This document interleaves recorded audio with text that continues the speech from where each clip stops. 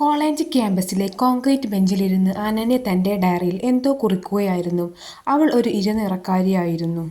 സൗന്ദര്യത്തിന്റെ പരമ്പരാഗത അളവുകോലിൽ ഒതുങ്ങാത്തതുകൊണ്ട് തന്നെ തിരക്കേറിയ ആ ക്യാമ്പസിൽ അധികമാരും അവളെ ശ്രദ്ധിച്ചിരുന്നില്ല. ഒരു നിഴൽ പോലെ അവൾ വന്നുപോയി.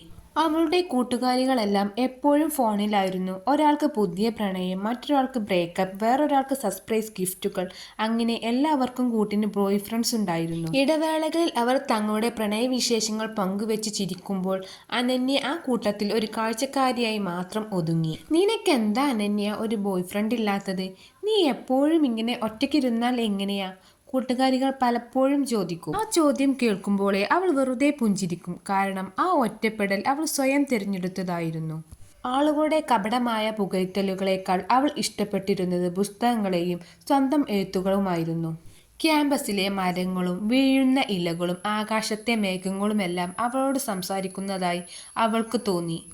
ആരും കാണാതെ പോയ അവളുടെ ഇരുണ്ട നിറത്തിന് പിന്നിൽ അതിമനോഹരമായ ഒരു മനസ്സും ആഴമേറിയ ചിന്തകളും ഉണ്ടായിരുന്നു. ഒരു ദിവസം കോളേജിലെ സാഹിത്യ ക്ലബ്ബ് ഒരു കഥാമത്സരം നടത്തി.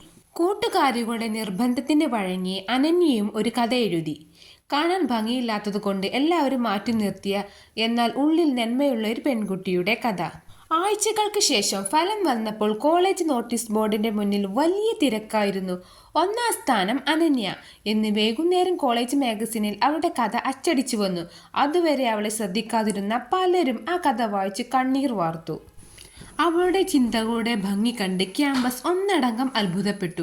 കൂട്ടുകാരികൾ അവളുടെ ചുറ്റും കൂടി അഭിനന്ദനങ്ങൾ ചൊരിഞ്ഞു.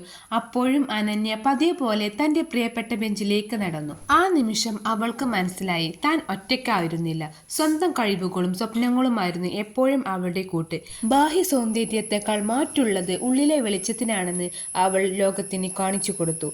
Thank you for watching.